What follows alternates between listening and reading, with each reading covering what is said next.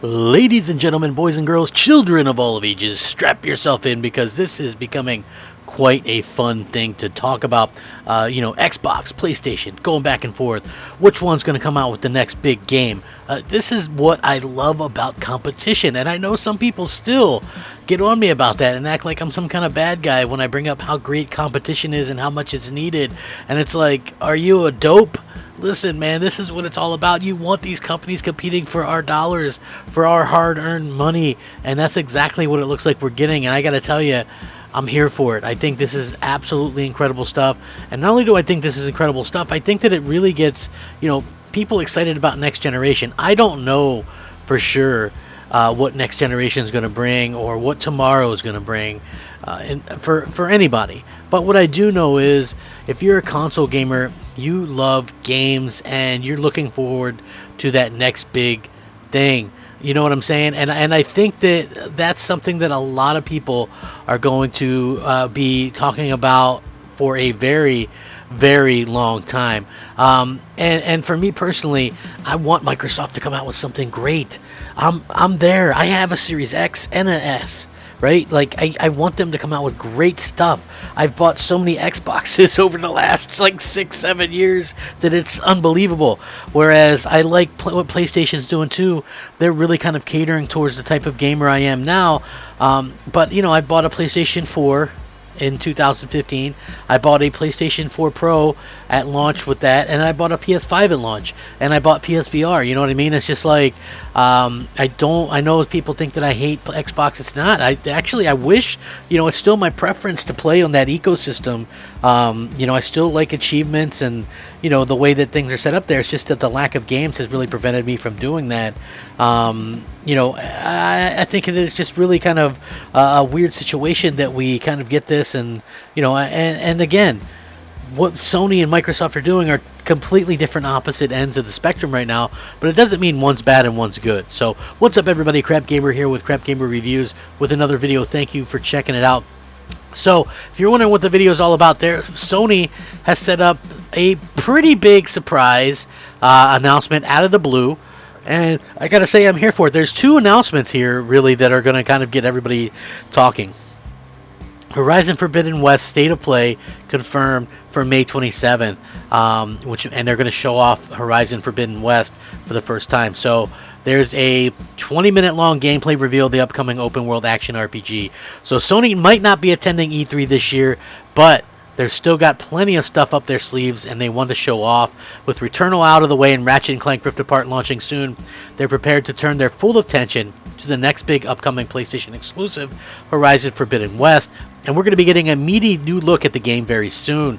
Sony has announced a new State of Play broadcast for 2 days from now on Thursday, May 27th at 2 p.m. Pacific Time or 5 p.m. Eastern Time if you are looking to look at it there. You can catch the live show at YouTube or Twitch, and it'll be a 20-minute long presentation which will include 14 minutes of gameplay footage, so you can expect plenty of new information on the game to be revealed, all of which will be recaptured directly off the PlayStation 5. Horizon Forbidden West is due out later this year for the PlayStation 5 and PlayStation 4. A specific release date for the game is currently unknown, but actually we're hoping to get some kind of idea on a release date. That would actually blow minds away, and something that I'm really, really excited for. Obviously the countdown is going to be huge for that as well. Horizon Forbidden West is probably my most anticipated game that I've seen in a long time. Obviously it's just one of those situations where we have these new hardware, and I love the fact that Sony is able to focus on one game at a time, and then they have that next big thing to focus on without us having to kind of be in the lurch or looking out or anything like that. I love it. I think that the fact that these people are able to do that and get people excited and keep people excited about what's coming out with their brand new console is the way to go. Obviously on the Xbox side, I feel a little bit let down with a lot of what's happening.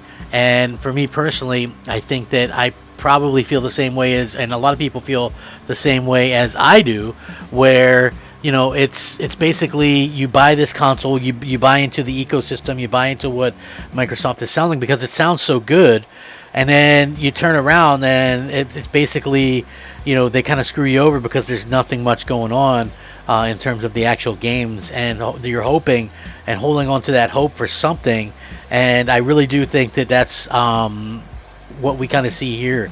I hope that this is something that Microsoft can learn from, where they don't have to do everything the same way that Sony does it, but doing some things that keeping your fans excited about games are great. When you're selling people a console, and I get that you care more about selling your service on an iPad or whatever, but when you're selling a specific piece of hardware to people, giving people hope and giving people things to actually play on that hardware is the most critical and the most important thing you can do. So I do hope that they continue to do that and continue to go out there and supply people with great games, and they can come back. I really do think that Microsoft can do a good job and come back. But this wasn't the only bit of news that had the entire Twitterverse and gamers talking. I think that that's going to be exactly what kind of people are talking about. But there's also a second special pre-show happening before that as well. So they said there's going to be two. It says, please join us on Twitch or YouTube at 9 a.m. Pacific for a special State of the Play pre-show, and at 2 p.m. For Horizon Forbidden West gameplay. So it looks like they're going to have a bit of a pre-show going on, where they could have some kind of special announcements and such, which makes a lot of sense. Sony they're going all out to kind of make sure that people have great stuff to play. And I gotta say, it's super, super amazing. I feel as a console owner that realistically, this is probably one of the best kind of decisions that they've made as a console company, is that they keep on delivering. And I understand that the pandemic stuff, and they're delivering in a pandemic, folks. Don't kid yourself. How in the world are they able to deliver what they're delivering? Horizon Forbidden West, and I know Destruction All-Stars didn't get a great score, but Destruction All-Stars, Demon Souls, Astrobot, Ratchet and Clank, Horizon Forbidden West. How is it, Sackboy, that they're delivering right now in the midst of all of this turmoil with less studios, and they're delivering much more than Microsoft is? I don't know how that's possible. To me, it just goes to show the dedication that they have towards the fans, the amount of leadership that they have as well. I think that that's going to be something incredibly special, and I think that that's going to be something that really kind of goes to show exactly why people kind of flock to PlayStation time and time again. And, to have a pre-show and then a show as well, I think that really, hopefully they have some really cool stuff. I think for me personally, what I want to see is how this thing's looking graphically, how it's shaping up. Like the world, the hardest part of these games, I think, is like this game and God of War, is they building the worlds themselves. Like, I guess the engine, it's already there, the Decima engine, which is what they're using, which is a fantastic engine. And, being able to kind of add on to that, I think, is great. My only concern with Horizon Forbidden West, to be completely honest with everybody, is the fact that this game is also on the PlayStation 4, and it looks like it's going to be the last PlayStation 4 cross-gen game, but is that it's on PlayStation 4. And so with that being said, I really do feel like that's something that could hold it back, and probably held it back from something.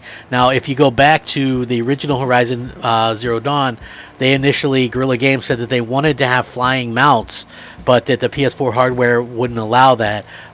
If there's no flying mounts in this one, you kind of get the idea that it's held back, at least in some kind of way. But I think a lot of people, Xbox fans, are going to have a serious case of FOMO when they announce a release date for this game, and they start showcasing gorgeous next-gen visuals, because this game is going to look good on PS4. It's going to look even better on PS5, but you just get the feeling that there's going to be a lot of people that are going to be a little bit jealous when we start to actually see this stuff.